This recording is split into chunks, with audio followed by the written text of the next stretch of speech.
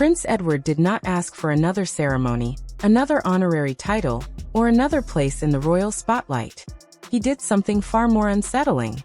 Behind palace doors, he formally reclaimed a dormant royal position that insiders believed had effectively disappeared from the modern monarchy. The announcement lasted only minutes, but the reaction was immediate because the forgotten office carried something far more important than prestige: access, authority, and a direct connection to the crown's internal household machinery.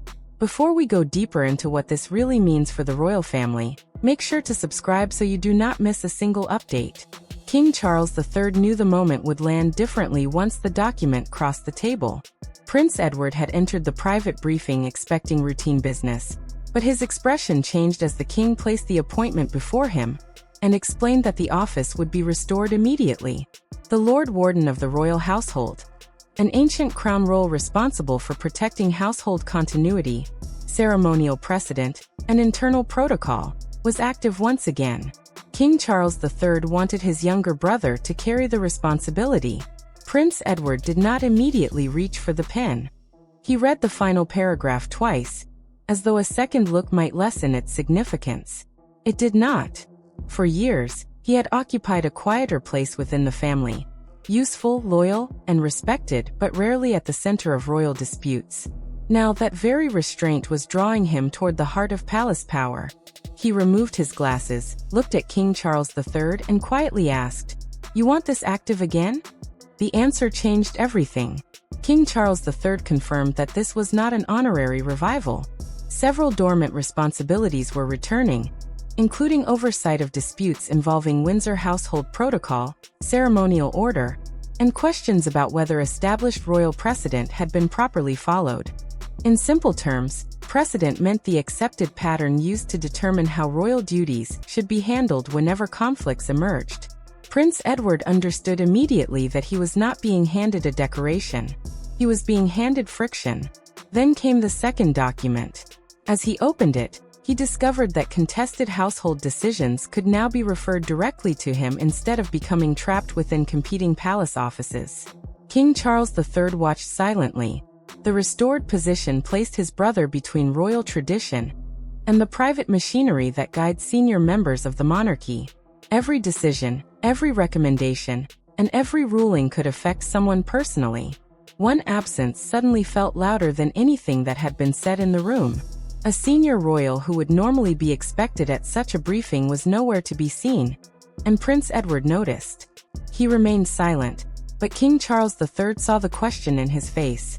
If this appointment was intended to resolve old uncertainties, someone within the family might already view it as a threat.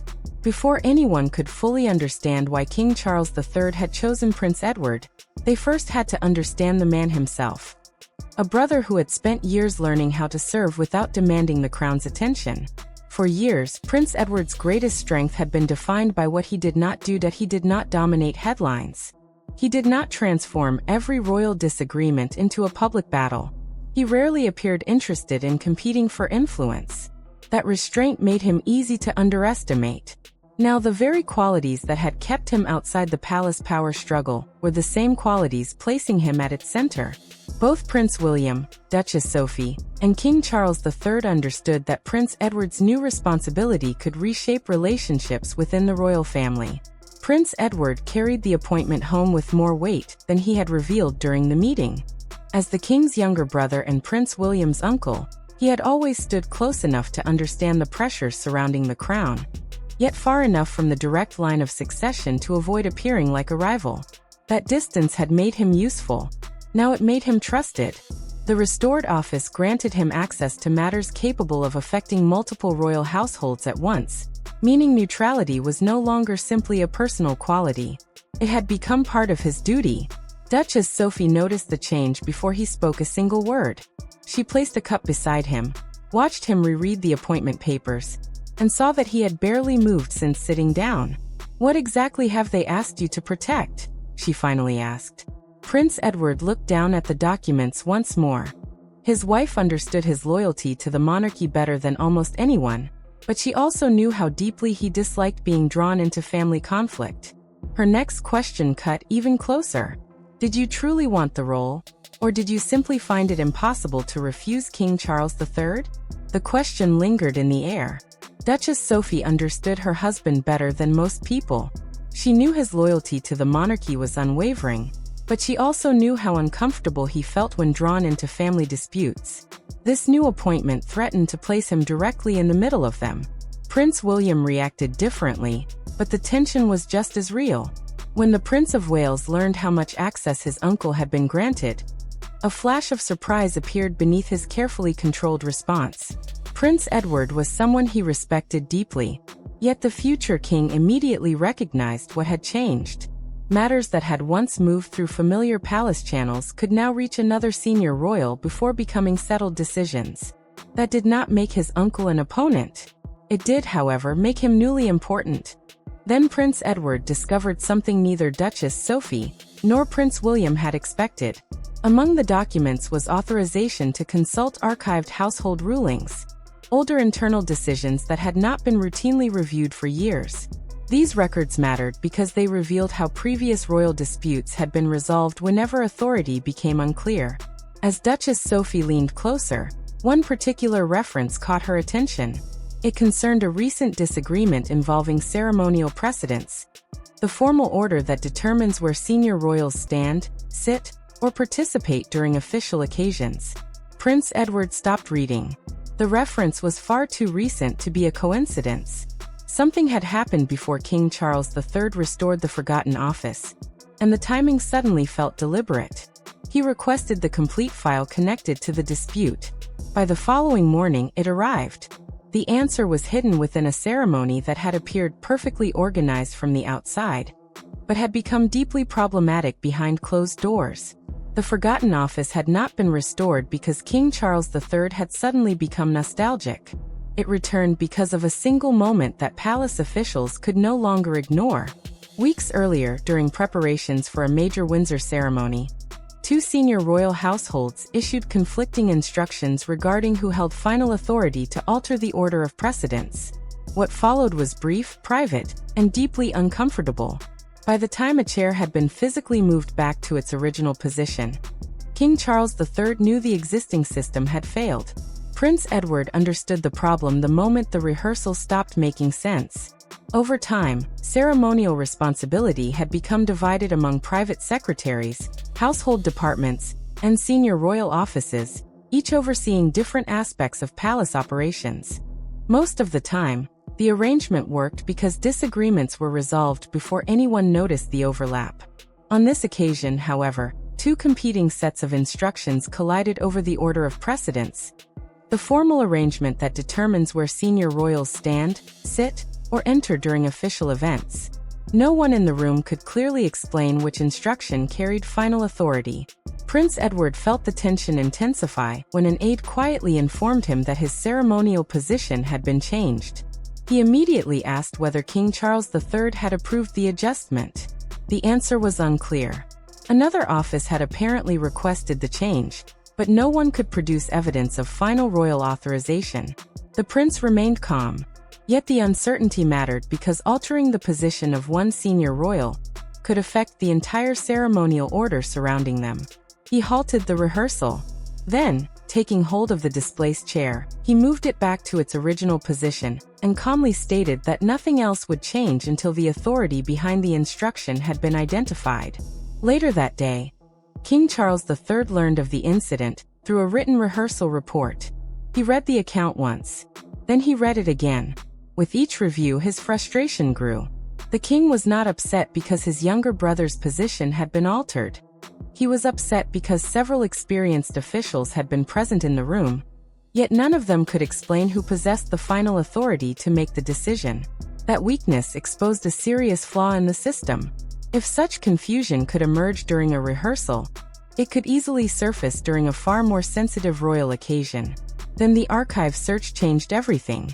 King Charles III ordered historic household rulings to be examined, and one long-dormant institution kept appearing throughout the records: the Office of the Lord Warden. The documents revealed that the office had originally been created to resolve disputes involving royal precedent before disagreements reached the sovereign himself. In simple terms, It provided a single neutral authority whenever different parts of the royal household claimed competing interpretations of protocol. Suddenly, the restoration of the office no longer looked symbolic. It looked necessary. King Charles III summoned Prince Edward for a private meeting.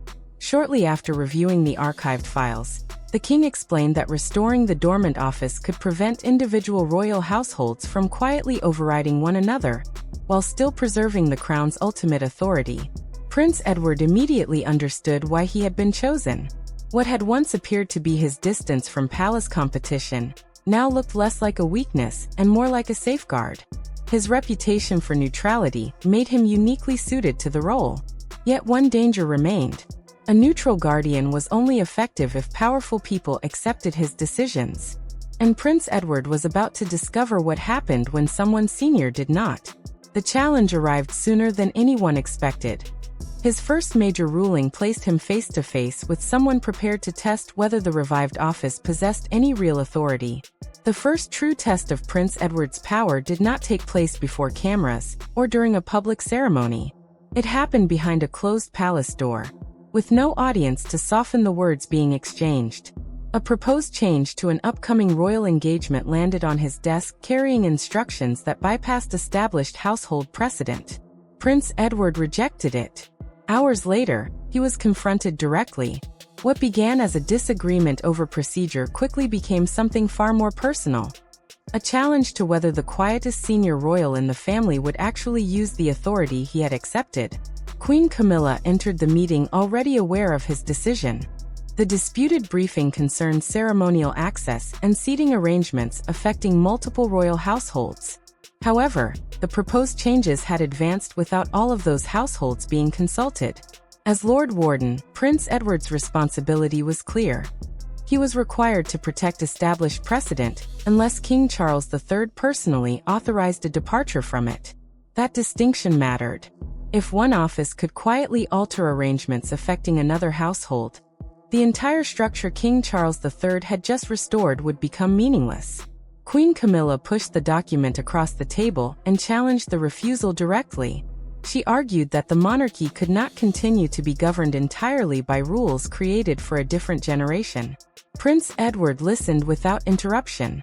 Then he reviewed the document once more, placed his pen beside it rather than signing it, and responded in the same calm tone that had unsettled officials during the Windsor rehearsal. "This does not proceed." He did not raise his voice. He did not show anger. Instead, he explained that modernization itself was not the issue. King Charles III possessed the authority to alter precedent whenever he chose because final authority belonged to the sovereign. What no individual household could do, however, was privately introduce a change, allow it to move through administrative channels, and later present it as though it had already become established royal practice. Queen Camilla held his gaze. For the first time, she realized this was not hesitation. Her brother-in-law had drawn a line. Then came the real surprise. Prince Edward calmly informed her that his written determination had already been forwarded directly to King Charles III. That single decision prevented the matter from being softened, redirected, or quietly reversed through conversations between aides and advisors. The king would see exactly what had been proposed, exactly why it had been rejected, and exactly which households would have been affected. Queen Camilla immediately recognized the second consequence. Moments later, Prince Edward confirmed that every future disputed alteration involving multiple royal households would be formally recorded, dated, and preserved by his office. In practical terms, a permanent record would now exist showing who requested a change, who opposed it, and who ultimately possessed the authority to approve it. Influence could still exist, but it could no longer operate as easily in the shadows. The meeting ended without agreement. Queen Camilla left unconvinced, while Prince Edward remained behind, fully aware that his first ruling had created the very confrontation he had hoped to avoid. People could debate his judgment, but only one man could determine whether that judgment carried the authority of the crown. That confrontation created a problem King Charles III could no longer postpone. Restoring an ancient office was one thing. allowing his younger brother to exercise its authority against resistance from within the royal household, was something entirely different. That evening, King Charles III summoned Prince Edward for another private discussion. There were no private secretaries present, no courtiers offering carefully balanced advice, no intermediaries. For the first time, the king explained why he had selected the brother who had spent much of his adult life avoiding exactly this kind of struggle.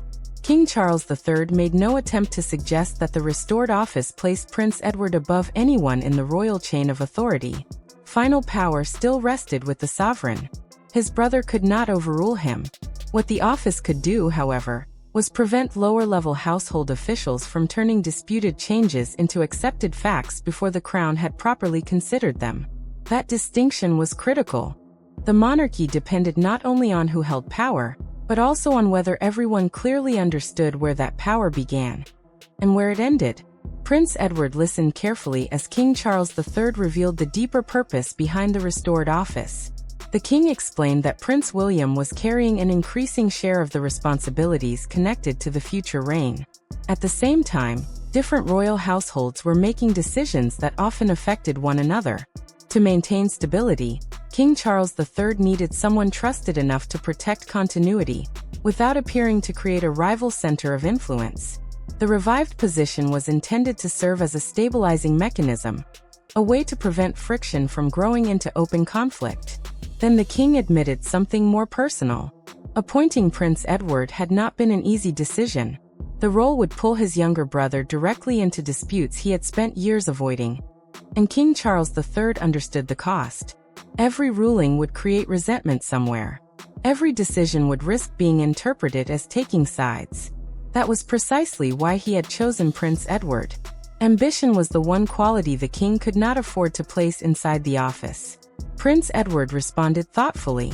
Loyalty cannot mean becoming a shield for decisions that weaken the institution.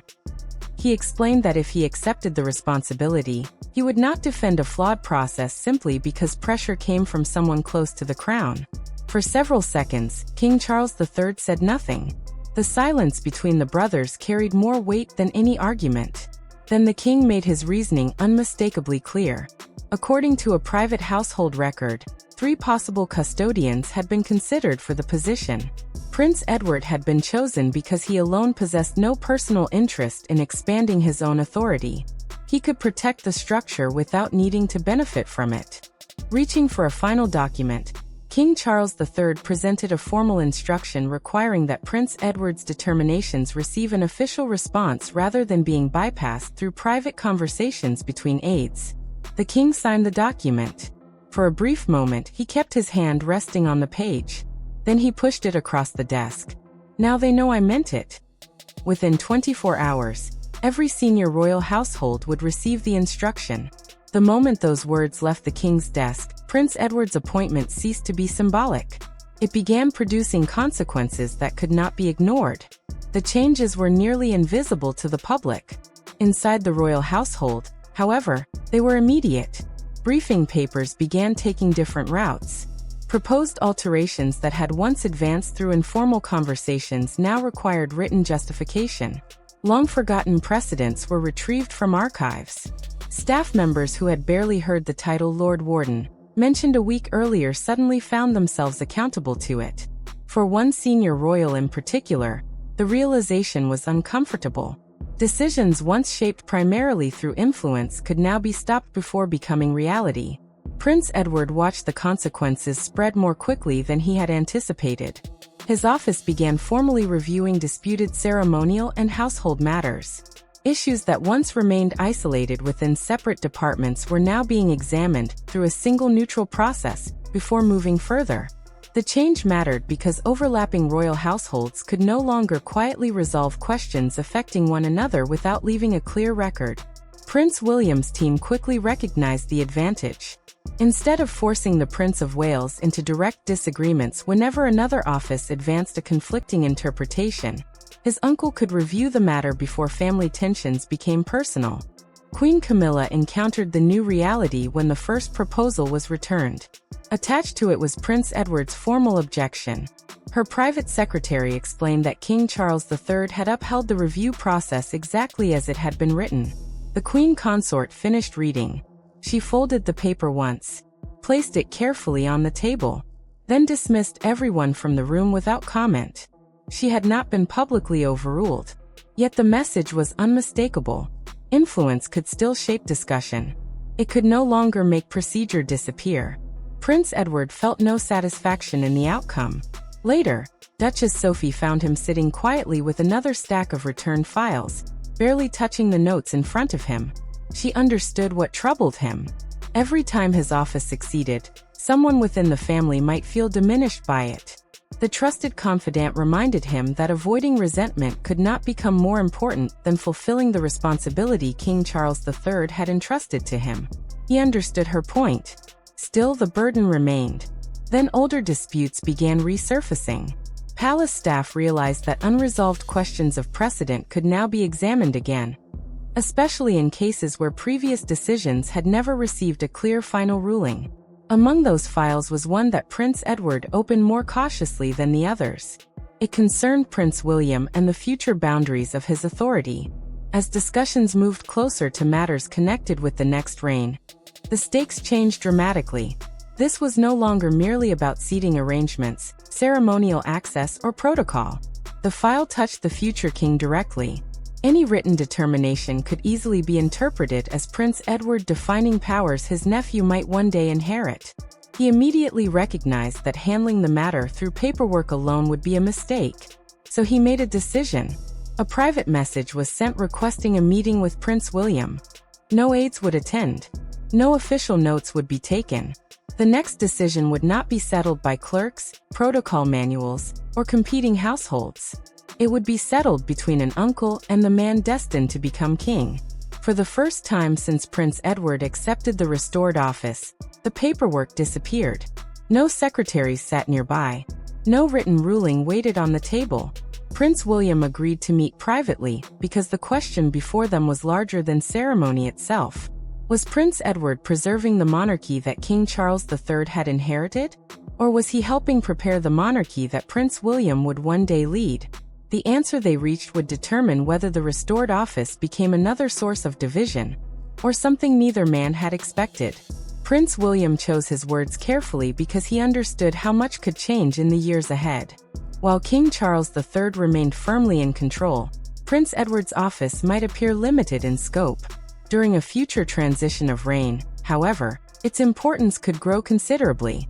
A transition of reign is the period when one sovereign's rule ends and another begins. A time when responsibilities, customs, and authority can shift rapidly. Prince William understood that any office responsible for safeguarding precedent could either help stabilize that process or make it more complicated. Prince Edward saw the same risk. Protecting tradition did not mean freezing the monarchy in place. If every custom became untouchable simply because it was old, the office King Charles III had restored could transform from a safeguard into an obstacle. His duty was not to preserve everything from the past. His duty was to ensure that any change came from the person who possessed the legitimate authority to make it. Finally, Prince William voiced the concern that had been troubling him. When he first learned of the appointment, he had wondered whether another layer of authority was being placed between him and decisions he might one day have to make as king. The Prince of Wales respected his uncle deeply, but he could not ignore the possibility that a powerful guardian of precedent might someday challenge the direction of a future reign. Prince Edward responded without defensiveness. He assured his nephew that he had no interest in controlling what came next. When the crown eventually passed to a new sovereign, the restored office would remain entirely at that sovereign's disposal. He would never treat it as personal power. He would never regard it as inherited influence. And he would never behave as though the office belonged to him beyond the will of the monarch. For a long moment, Prince William simply looked at him. Then the atmosphere changed. The tension that had quietly filled the room began to disappear. What happened next surprised Prince Edward. The Prince of Wales asked him to remain in the role throughout that eventual transition. The request carried more significance than any formal order. Prince William was not merely accepting his uncle's authority. He was asking him to help protect continuity during one of the most sensitive periods the monarchy would ever face. Then Prince William extended his hand across the table. Prince Edward glanced at it briefly before taking it. No aide witnessed the exchange. No secretary recorded it. None were needed. Inside that room, suspicion had become trust. Outside the room, however, the palace could no longer contain the story. The private conflict may have found its balance, but the public narrative was only beginning. Even as the two men spoke, headlines were already preparing to transform Prince Edward's quiet acceptance of responsibility into a national royal drama. By the following morning, the story had escaped palace corridors. News of the restored office had reached the public. And something unexpected happened. A decision rooted in centuries-old royal precedent suddenly felt remarkably modern. Commentators debated whether King Charles III was consolidating authority. Others questioned whether Prince William was being protected. Still others argued that Prince Edward had emerged as the monarchy's unexpected stabilizer. Then one newspaper captured weeks of private tension in just 5 words. "The Quiet Prince takes charge." The headline immediately captured the public imagination. Duchess Sophie saw it before her husband did. As she placed the newspaper on the breakfast table, she instantly recognized the danger hidden beneath the excitement. The restored office had been publicly described as a return to internal responsibility and ceremonial guardianship, not a promotion within the line of succession. In simple terms, Prince Edward had not moved closer to the throne. He had been entrusted with helping maintain order and accountability within the royal household under the authority of the sovereign. Yet the size and tone of the headline made that distinction almost invisible.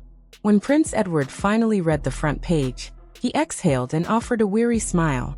"The one thing I hoped to avoid was becoming the story," he said. According to a private household account later preserved in the family records, Duchess Sophie understood exactly why that troubled him.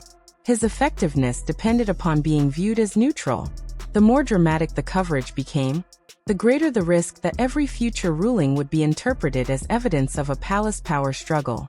She watched as he folded the newspaper, set it aside, and reached instead for the official schedule waiting beside it. The work, after all, still had to be done. Outside Windsor Castle, public interest was becoming impossible to ignore. Visitors gathered near the gates carrying copies of the same newspaper. Television crews reported on the sudden revival of a long-forgotten royal office. Across the country, discussion continued to grow. What had begun as a quiet administrative decision inside the palace had evolved into a national conversation about tradition, authority, and the future of the monarchy itself. One broadcaster described Prince Edward as the monarchy's newly restored keeper of continuity, a phrase that quickly gained attention because it captured the unusual balance of the moment. The palace responded cautiously. Officials emphasized that the restored office existed to clarify royal authority, not compete with it. They also stressed that King Charles III remained the final decision-maker in all matters concerning the crown. The strongest response, however, came not through an official statement, but through a simple public gesture. Later that day, during a public engagement, Prince William greeted his uncle warmly and spent several moments speaking with him before moving on. The exchange appeared ordinary, yet it carried significant meaning. Speculation had already begun suggesting that the restored office might place the Prince of Wales and his uncle in competition. Instead, the future king displayed no sign of distance or concern. Prince Edward responded with the same calm restraint he had maintained throughout the entire episode. Gradually, the noise surrounding the story began to fade. What remained was far more important than the headlines themselves. Prince Edward had gained public attention precisely because he had never sought it. Now the monarchy faced a different question. Could that same restraint survive real authority? In many ways, the answer had already become clear. The final lesson of the episode was that Prince Edward had never reclaimed the forgotten office in order to become more important. He had reclaimed it so that importance itself would have limits. Ultimately, the most remarkable aspect of his return to royal authority was not that an ancient office had been revived, that it was what he refused to turn that office into. He could have treated the appointment as proof that the often overlooked brother had finally gained influence. He could have allowed every palace disagreement to become a demonstration of his authority. He did neither. Instead, Prince Edward made one final decision that defined the entire episode. The office would exist as a safeguard, never as a rival center of power. That principle was clearly stated in the final operating charter presented to him. The document established how the restored office would function, and made one rule unmistakably clear. Disputed questions of royal precedent must be resolved through recorded authority, not private influence. That principle mattered because the entire crisis had begun when different households acted without a clearly defined chain of responsibility. Under the new arrangement, the Lord Warden's office would protect procedure, ceremonial continuity, and the sovereign's authority without creating a separate source of power. King Charles III accepted the structure because it resolved the weakness that had originally compelled him to revive the office. Prince William recognized something equally important. He understood that his uncle's position could serve as a bridge between the present reign and the next, protecting stability without attempting to control the direction a future monarch might choose. For the king, the office restored order. For his son, it created confidence. For Prince Edward, it placed responsibility in a position where ambition would find little room to thrive. Duchess Sophie understood the personal cost better than anyone. According to a private family account, she later reminded her husband that he had spent years avoiding the center of royal conflict, only to discover that his restraint was precisely why King Charles III had trusted him with such a sensitive responsibility.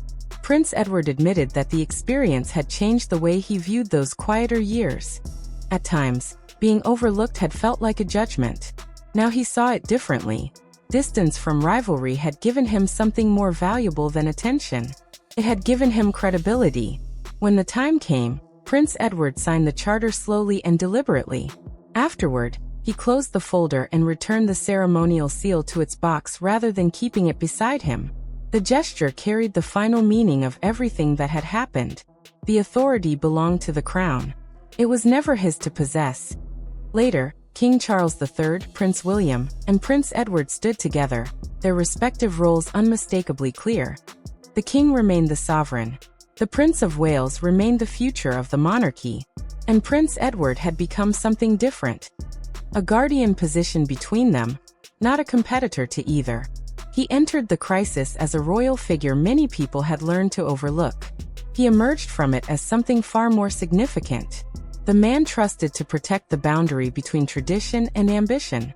And by refusing to make the office about himself, Prince Edward ultimately demonstrated exactly why it had been placed in his hands.